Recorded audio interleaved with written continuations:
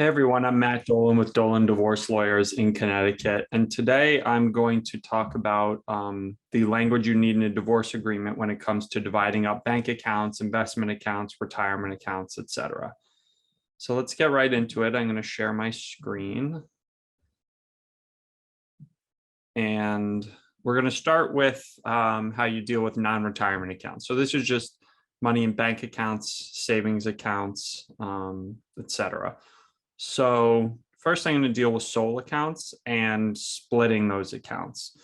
So the language you want there is that the party shall equally divide the funds in all sole checking, savings, and investment accounts listed on their financial affidavits.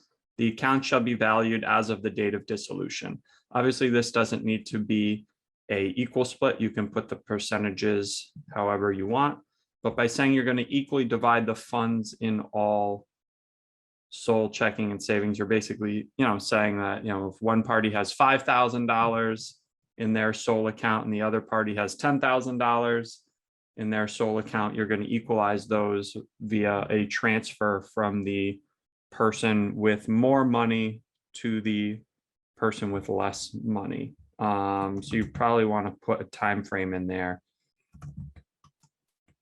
So we're going to put the fund shall be equalized within 7 days of the date of dissolution. So that's kind of how you split up funds in a sole account. And then, you can alternatively just say the folks are going to keep their own account. So you just say the party shall each retain the sole checking, savings, and investment accounts listed on their financial affidavits. So that's how you deal with sole accounts. Joint accounts. And here I'm just kind of showing you the most common scenarios. Obviously, there's other ways to do this. You can divide up accounts in an infinite amount of ways. So then we've got joint accounts. So the party shall equally divide or different percentages if necessary. So the party shall, it's easiest to use equal division for this example. So the party shall equally divide and close any joint checking, savings, and investment accounts listed on their financial affidavits. The account shall be valued as of the date of dissolution. So again, this can be any percentage, and it's key to put in that you're going to close any joint accounts. Or if one person wants to keep the joint account, you can say that the party who is not keeping the joint account shall remove their name from the account within, X number of days of the date of dissolution. And again, it's important to have the accounts valued as of a certain date because, you want to know when it's going to be valued. So that also applies it applies probably more to the sole accounts, because somebody's account could be worth $10,000 one day, and then 2 days later, it's got $12,000 in it because they receive a paycheck, for example. So you're going to need to deal with that. And then on the joint accounts, you may want to say something like neither party shall make any expenditures from the joint account, from the date of dissolution until the date that the funds are distributed. Or you may want to, if funds are going to come out of that account, you may want to say, only certain expenditures may be made out of the joint account until the funds are distributed. So that's if there's an equal split. Or you can just say, that, one of the parties is going to retain a specific joint account. So that's not particularly complicated on your regular accounts. Then we've got, retirement accounts, which can be a bit more complicated because you can't just transfer, a 401k to your spouse. You actually have to do it by what's called a qualified domestic relations order. So that's basically a legal document that is prepared that says, okay, the person, because the two of you are getting divorced, you can actually transfer a portion of your retirement account to your spouse without there being any early withdrawal penalty or tax implications. Because normally you can't just take your 401k and give your buddy $50,000 from it. That you just can't do those with those types of plans. But there's an exception with a divorce, that where you can transfer retirement funds to your spouse. And again, you have to prepare a Quadro. So that's a legal document that, there's a couple of attorneys who specialize in drafting Quadros. So it's a legal document that is drafted, and it's it's filed with the court, and the court has to approve. And this is all done after the divorce is finalized. The Quadro is filed with the court, and then the court approves it. And then that document goes to the retirement account plan administrator, and then they carry out the transfer of the funds from the person who has the funds to the person who is receiving the funds. So that's a process that happens after the divorce is over. But obviously in a divorce agreement, you have to have language that lays out what's going to happen with the retirement account funds. So the first example is an equalization of the entire asset. So you just put the party shall equalize the blank accounts. So you want to list all the retirement accounts that you're equalizing. You want to equalize the accounts listed on the financial affidavits of the parties. So you would put that. Or this can be, it doesn't have to be an equalization. You can say, the husband is going to receive 40%, the wife's going to receive 60%. You can do different percentage allocations. So you can do it that way. Sometimes people only want to equalize the marital portion of the retirement account. So the portion of the retirement accounts that was accumulated during the marriage, and they want to keep their premarital balance. So the amount of funds that they had prior to the marriage, they want to keep separate. So in that scenario, you would have language like this. It says the party shall equalize the marital portion of the blank accounts. And again, you want to name the accounts listed on their respective financial affidavits. And then I like to have this language that says, for the purposes of this calculation, the value of each account on the date of marriage was as follows. And then list the specific values on the date of the marriage. That way you kind of have all the information going in, and you're not figuring that out later. You generally want to know what is being divided and what those premarital values were. And this will obviously require you to go back and obtain statements from the time of the marriage to know what that balance was. And again, this doesn't have to be an equal split. You can split it in different percentages. You can also decide to transfer a specific amount from one account to the other. So you might just say the husband shall transfer to the wife $50,000 from his, 401k account. So you can do it that way also. And then generally speaking, when you're transferring these retirement funds, you would want some additional standard language. So the standard is to say that the account shall be valued as of the date of dissolution. So basically you're taking you're dividing it with using the value on the date of divorce there. That way, because it can take some time for these funds to actually be transferred. The Quadro has to be drafted. It has to be filed with the court. It has to then be approved by the court, and it has to be sent to the plan administrator. So it might be 3-4 months after the divorce is finalized before these funds are actually being transferred. And, let's say you're giving your spouse, $50,000 from your 401k, or let's say you're giving your spouse half of your 401k. Now you will presumably, if you're still working, you will continue to make deposits into your 401k after the date of divorce, which, your spouse shouldn't benefit from those contributions after the date of divorce. So that's why you're saying it's valued as of the date of divorce. And, they don't get credit for future contributions, et cetera.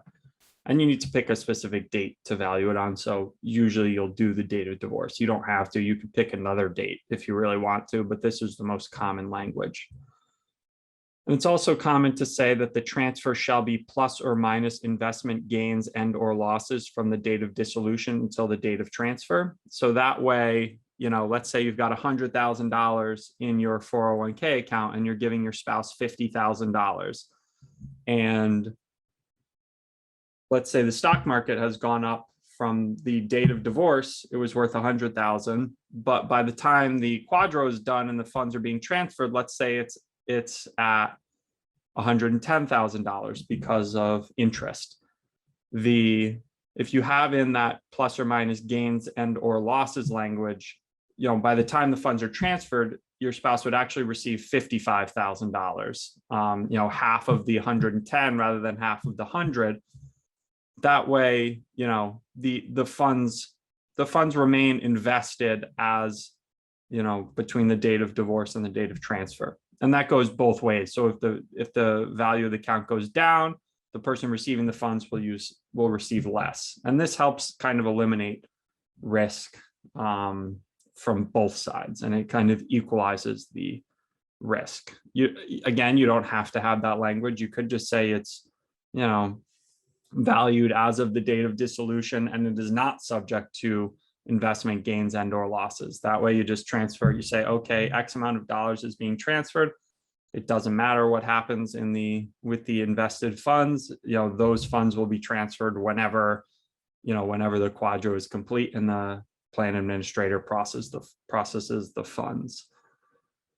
You generally want to have language that says neither party will take any withdrawals from these accounts between the date of divorce and the date of transfer, just to make sure the account is sufficiently funded. And again, I mentioned before that a Quadro is often necessary. Now, not all retirement plans will require a Quadro. And again, that's a qualified domestic relations order. IRAs, for example, you don't need this Quadro document drafted. You can usually do what's called a qualified rollover, which you can sort out with your IRA plan administrator. So in that case, a Quadro isn't necessary. So that's why we usually put in the party shall equally divide the cost of any necessary Quadros. So if there is a Quadro necessary, they'll split the cost. And we usually put in that the party shall utilize the services of attorney Elizabeth McMahon to complete the Quadro. So basically, most attorneys in the state use the same attorney to do the Quadro. It's very specialized work. And Betsy McMahon, her office is in Brantford. She completes these for a lot of attorneys. So that's our go-to person, and it's the go-to person of most people. So it's easiest to just say that she's going to do it, or you can pick some other person, obviously, but you don't want a situation where the parties are disagreeing on who's going to complete the Quadro. It's just a headache that you don't need. And then you say the court shall retain jurisdiction over the transfer of any retirement accounts. Just, if there's any issues where the Quadro isn't being done, or there's disputes over, the language or how much should be transferred, you can always go back to court and have the court decide on the disputed issue. So that's how the retirement accounts of non-pension retirement accounts are divided. And then separate, we've got pensions, which can be a little more complicated. So I'm just going to really put in the generic pension language here, which is basically, husband shall assign to wife. Obviously, this can be reversed, or if there's a same-sex couple, it can be plaintiff and defendant. But you said, in this example, it's husband shall assign to wife X%. Usually it might be 50% of his blank pension. So you're going to name the pension plan earned as of the date of divorce. So again, there shouldn't be any benefit for, the person receiving the pension usually isn't going to receive any benefit for the contribution or the earnings on the pension after the date of divorce. Wife shall be entitled to cost of living adjustments attributable to her share if permitted by the plan. So, there might be a COLA, cost of living adjustment on a pension plan for future benefits, where it gradually increases in the payouts increase gradually over time. So the person who's receiving a portion of the pension, they should proportionally receive that cost of living increase. Some other standard language is if the husband dies prior to retiring and a lump sum is payable, the wife shall be entitled to X%. So usually it's the same percent as what's up here of such lump sum as of the date of divorce plus interest credited thereon. So if there's a death and there's a lump sum, the person, there's usually not a monthly pension payout. So the person who is supposed to get a portion of the pension should get a equivalent portion of that lump sum payout. The person who's receiving the benefits should usually be allowed to commence their assigned benefit at the earliest date allowed under the plan. And again, the party shall, a quadro is necessary to transfer a portion of a pension to, your spouse in the event of a divorce. So again, we usually put that the party shall utilize the services of attorney Elizabeth McMahon to complete the quadro. And again, the court shall retain jurisdiction over the transfer of any retirement accounts. So, again, this retirement account transfer in the quadro language can be very nuanced, and it's really very specialized. So when in doubt, if you've got doubts about how the language should be worded in the, with the retirement account transfers, you should just reach out to Betsy McMahon's office. Again, it's in Brantford. So just do a Google search for the office, and they're always willing to, with attorneys, and frankly, if you're watching this and you're a self-represented party, they may, they'll probably help you out with the language also. So you can reach out to them. They may charge a fee for helping with the language, but you want to make sure that you've got the language done correctly in your divorce agreement, so you're not looking at having to go back to court and you don't have issues in the future. So those are the basics of what the bank account and retirement account language should look like in a divorce agreement.